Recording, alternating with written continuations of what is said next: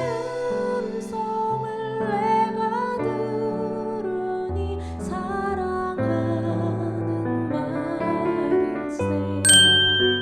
그런즉 유대인의 나음이 무엇이며 할례의 유익이 무엇이냐? 범사에 많으니 우선은 그들이 하나님의 말씀을 맡았음이니라.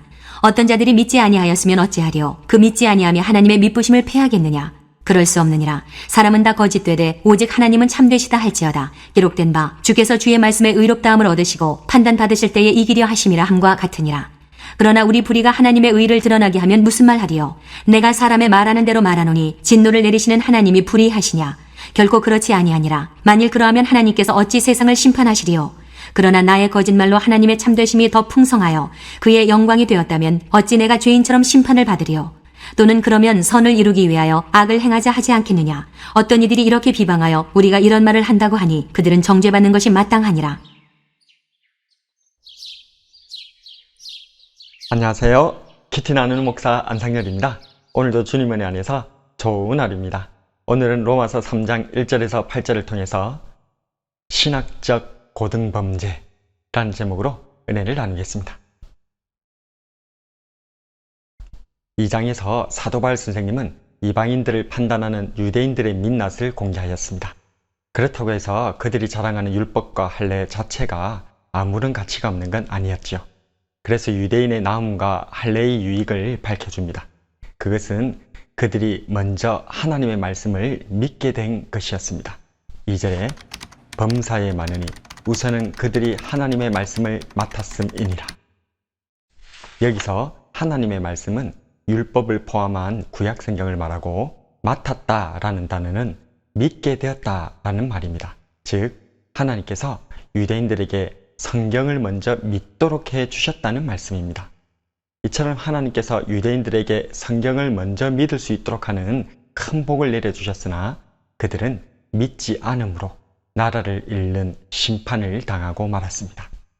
이러한 이스라엘의 멸망은 하나님께서 약속을 어기신 것이 아니라 그들의 믿지 않음과 불순종 때문인데도 어떤 유대인들은 하나님께서 믿음직스럽지 못하시다거나 하나님께서는 불의하시다고 불평하기도 하였습니다.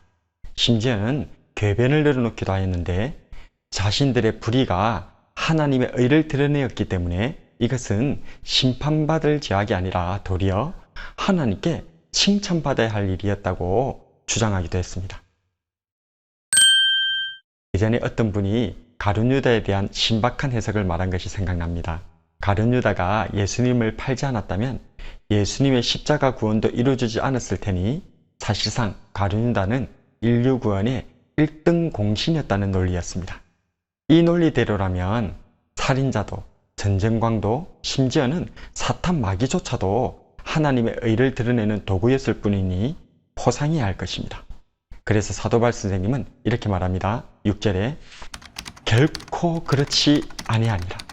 만일 그러하면 하나님께서 어찌 세상을 심판하시리요?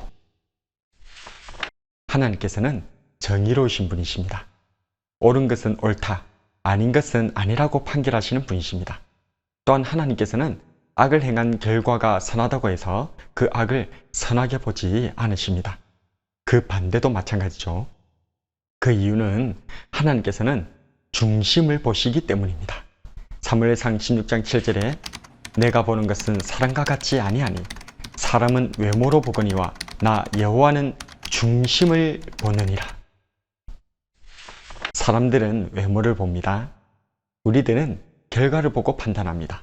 그러나 하나님께서는 그 마음의 중심을 보시고 선악간에 심판하시는 분이십니다. 오늘 우리는 유대인들의 핑계와 변명을 들어보았습니다. 그들은 하나님께서 믿을 수 없는 분이라 하였습니다. 이스라엘을 구원한다고 하셨으면서 이스라엘이 멸망했기 때문입니다.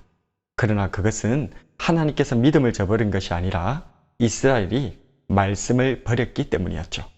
또한 그들은 그렇다 할지라도 하나님께서 자신들을 심판하신 것은 잘못이라 주장하였습니다. 자기들의 불의로 하나님의 의를 드러내었기 때문이라고 하였죠. 하지만 그것은 궤변입니다. 하나님께서는 결과로 판단하시는 분이 아니라 마음의 중심을 보시는 분이십니다. 이스라엘이 심판당한 것은 그들의 중심이 악하기 때문이었습니다. 여러분은 어떠신가요? 여러분은 하나님 앞에 핑계를 대거나 변명만 늘어놓고 있지는 않은가요?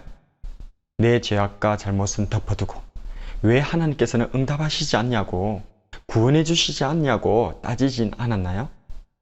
마음의 악한 중심을 감춘 채 결과적으로 잘 되기만 하면 좋은 게 아니냐고 자신의 편법과 타협을 정당화하진 않았나요? 이러한 하나님 앞에서의 말장난들은 종교 생활을 오래 한 사람들에게 나타나는 신학적 고등범죄입니다. 하나님께서는 결코 우리가 속일 수 있는 분이 아니십니다. 갈라디아서 6장 7절에 스스로 속이지 말라. 하나님은 업신여김을 받지 아니하시나니 사람이 무엇으로 심든지 그대로 거두리라. 심은 대로 거둔다는 진리를 기억합시다. 하나님께서는 심판하신다는 것을 기억합시다. 그래서 속일 수 없는 하나님 앞에서 핑계대거나 변명을 늘어놓지 말고 행함과 진실함으로 살아가는 저와 여러분이 되길 주님의 이름으로 축복합니다. 오늘의 묵상과 기도.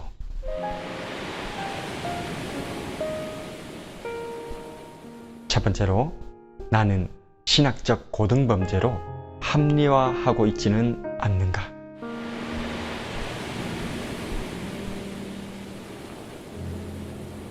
두 번째로, 나는 중심을 보시는 하나님 앞에서 진실하게 살아가고 있는가?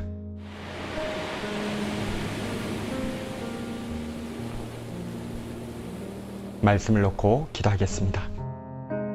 신실하신 하나님, 마음의 중심을 보시는 하나님, 고맙고 감사합니다.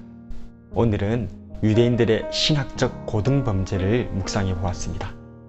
유대인들은 먼저 말씀을 받은 자들로서 말씀을 많이 알다 보니 감히 하나님 앞에서 말장난으로 자신들의 죄악을 합리화하려 하였습니다. 그런데 문제는 이 유대인들의 모습이 저에게도 있다는 사실입니다. 목사이기에 어려서부터 말씀 속에서 살아왔기에 내 편한대로 말씀을 이리저리 끼워 맞추며 마음대로 끌어다 사용했었습니다. 같은 말씀으로 다른 사람들에겐 공격하는 창으로, 동일한 말씀으로 스스로에겐 방어하는 방패로, 율법의 준행자가 아니라 심판자의 자리에 앉아 있었습니다. 오랜 종교생활로 또 다른 유대인이 되어버리고만 저를 용서하여 주시옵소서. 이제는 신실하신 하나님, 중심을 보시는 하나님 앞에서 말과 혀로만이 아닌 행함과 진실함으로 살아갈 수 있도록 성령님 도와주시옵소서.